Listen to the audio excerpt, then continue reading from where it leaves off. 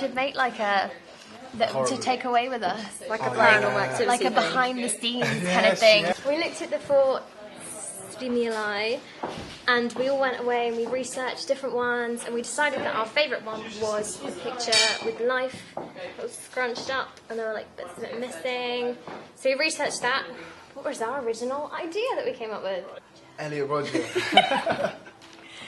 So we did a bit of research on Elliot Rodger. We watched his videos on YouTube. Didn't you look at the manifesto? Then you looked at the blog. I looked at the blog. Then there was like one bit where he was zooming in here. No, I was lifting up. There was one bit where he had his head taped to the desk, so we like recreated that, and we tried recreating the retribution video in like a school setting, so it was as if our piece was going through the video.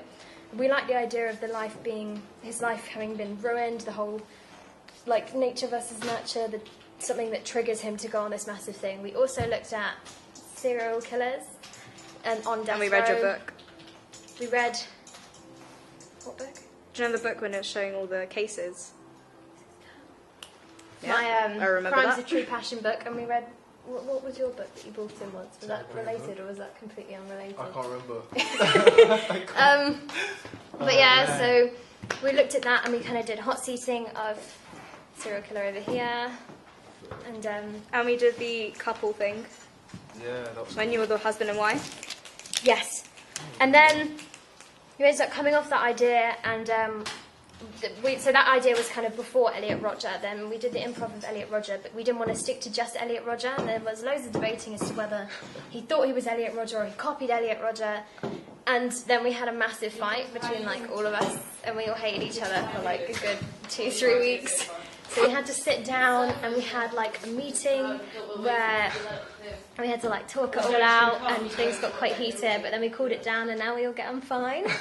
And we've got our ideas set and we've answered the questions that we need answering. So structure, we've worked on all 3 interrogation scenes. We've got the good cop, bad cop, and the psychiatrist. Yeah. We've kind of got the set structure going from interrogation to waiting room to interview kind of thing, and the different interrogations and interviews, trying to get something out of him, of his character, and to represent the kind of the process that the police have to go through, how it's all set, and it kind of, we wanted it to be pretty much real time-ish, so all the events happen in one evening. We really worked on character interaction. Yeah, we've all got monologues in it as well that we've been working on. We've kind of redrafted them a few times, and working on our names today. Working on our names, we definitely had many arguments about what names we were going to be. That's not the names. That's just the interrogation script. Yeah, today we're about to do our court scene recording. It's going to be proper exciting. So proper exciting. Over and out. Over and out. Bam, bam, bam, bam. Hello and welcome. We are currently on our way around the school to find somebody to record our names for our interviews. Exciting, exciting, exciting. What sort of voice do you think we need to find? I don't know whether to go for like female or whether to go for male. We've got the all the interviews are done by females, and then the judge is the male. judge is male. I I'd don't know love a whether... cold, neutral female sound effect. Who sounds cold? I feel like if they're interviewing people that are going to be really sensitive to it, like family and friends, and if all the people that they're interviewing are going to be female, Yeah. maybe they'd get a female interviewer. Yeah. So they feel comfortable. I don't know. We'll test it out, see who we can find. I'm voting upstairs, common room. What teachers are there? Yeah. Miss Carr will be really good. She's got a really like dry monotone. I'm finding that she's not in a lesson right now. Or maybe we could like mix it up and get Mr. Cipriano. Accent.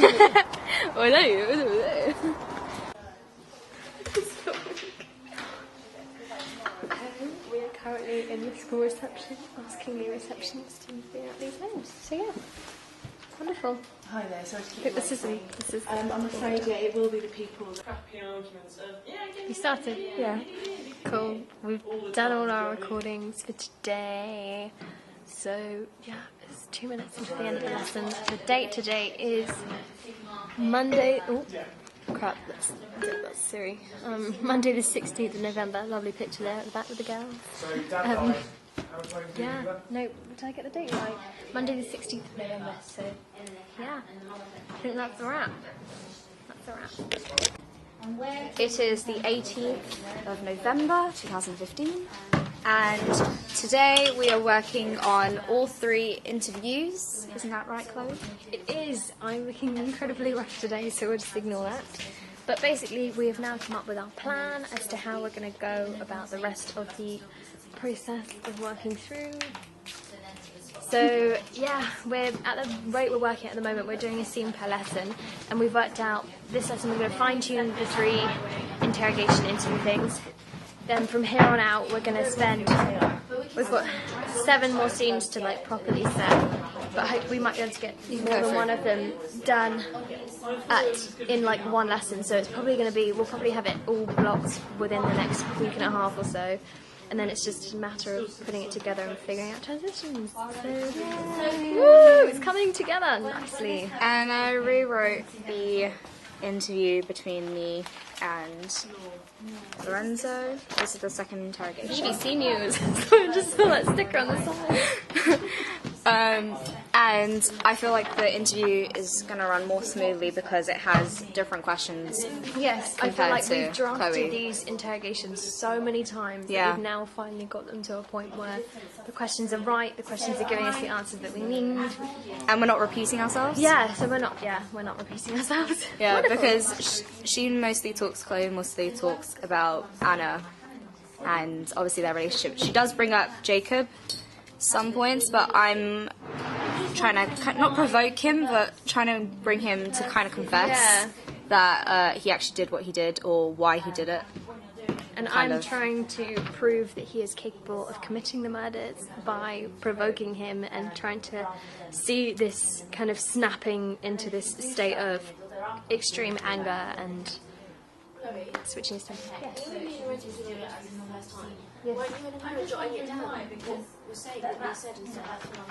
Didn't you write it down? Are you recording me? Yeah, we're vlogging the whole thing. Why? So that we know what to write for our... my psychologist say that for next session. Do you want to explain what your interview is? It's like psychiatric assessment. No, but like, what do you want to be Achieve. the outcome or something? Yeah, achieve at the end. I don't know, what was it that Miss said? I can't remember. Find clarity, but then also, Find out if we're insane or not. yeah. I legit don't know where this is, to be honest. Do you want to read it out? I'm scared. So that you've got your audience. Tell me about your family. You're in the round it. Oh. Yeah. Tell me about your family. Oh, the nails aren't quite looking as good as they might be able to look. So right now, while Chloe, Branca and Lorenzo are working on their interview, me and Brandon are going to go through our monologues and cut it down. So these are basically like second, third drafts of our original monologues that we did, but at the moment they're still a bit, we need to time them, so I've got my stopwatch out, and then we need to cut them down so they're briefly about 2 minutes or so. And obviously so we can have like a 20 to 25 minute Yeah, because at the moment the first interrogation scene between Lorenzo and I timed it and it's about 3 minutes long. Yeah. So if each one's going to be 3 minutes, that's 9 minutes worth of interrogation. Then waiting room, if we have those as 2 minutes each, 9 and 6 is 15 minutes. Then monologues, if we have 2 minutes each, that's 8 minutes.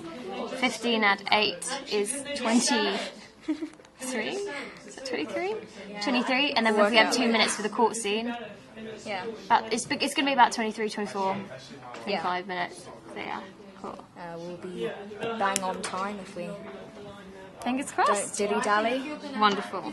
Okay. So the time watch is going to start now, and Chloe's going to say her monologue. Are they standing there for that scene? The whole world will know by now. Okay. It'll have hit the news across every channel. My baby's face, displayed across every paper by morning. The names they'll call him. The faces they'll pull. God knows what they'll do to him. And I, as his mum, I'm just expected to sit here and watch my beautiful baby boy have his entire life ruined. It's amazing how quick they are to produce a story to ruin someone's reputation, even if they don't know for sure. They say James did it. I don't want to believe them. I'm his mother. It was me that raised him, and me alone. I can't sit there and point the finger at anyone else when every ounce of the morals inside that boy's head were produced by me. All I've ever wanted to do was protect him. Raising him and his sister after Robert left was unbearable. At first I questioned every parental instinct in my body. I questioned whether what I was doing was right or wrong, and it nearly destroyed me. I was the only adult he had to look up to. And what kind of role model would I be if I doubted every single decision I made? No matter how big or small. I had to stop questioning myself. I had to believe that I was making the right decisions. And up until now I thought I had. I disregarded his lack of involvement at home and conversations as him being a typical teenager. Stroppy and emotional and forever wanting his mom to leave him alone. I was proud of him. He didn't need my help. He could take himself to school, make himself dinner. Look at him being all independent. I used to say to myself, how could I have been so blind? How as his mother could I have not seen this coming? What kind of parent could sit here and tell you that they don't know a single detail about their son's life, other than what they see for 20 minutes a day when he comes downstairs for food? What kind of parent missed every single award or presentation that their child was given purely because they weren't aware? I'm his mum, for Christ's sake. Saying that I didn't know he was being given the history award at the end of your ceremony isn't good enough. I relied on James to tell me about these things, but he never did. And I didn't want to invade his privacy, so I didn't ask. But I should have. I tried to support him, but he didn't need me. He didn't want me. I'm questioning all those decisions I've made for the past 19 years now. I thought telling the kids that their dad Robert had died was for the best. I wanted them to grow up thinking that their dad was a hero, instead of growing up angry and confused as to why he left. Not once in the past 19 years would I have thought James would find out that I lied to him. But now it makes sense. I can't even begin to imagine how that would feel. To know that one of the only people who should love you unconditionally doesn't want anything to do with you, with any of us. I should have been able to make up for them not having a dad. I should have been more assertive and on top of things. Or maybe I did it all right. Maybe it wasn't me. I love James with all my heart, and I would do anything for him. I have to have been right to lie to him. I was only protecting him. I was right, wasn't I? How long was that? 3 minutes 18, but I stepped up a couple of times. Yeah. Obviously I wish we could keep the whole thing. But we can't because it's too long. The bit where not saying it, it didn't add anything, but I feel that if we took it out, it would still make sense. Which bit? Can't remember word for word, but wait. If you can remember a bit, I can probably find it. I kept losing where it was because the writing's just so small. It's all in a clump.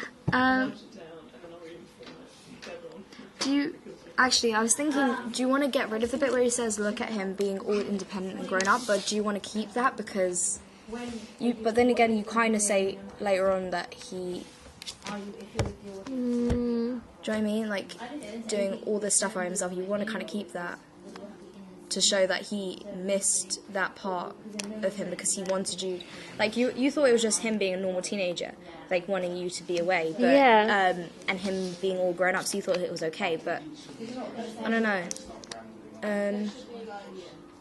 unless I cut out the...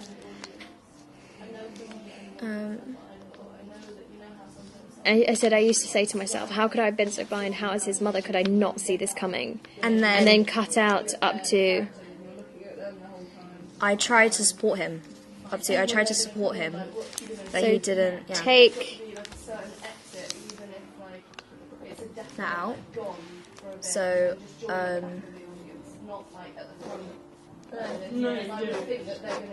yeah. Okay, should I try reading it again with that bit out and see how much that takes off? Yeah.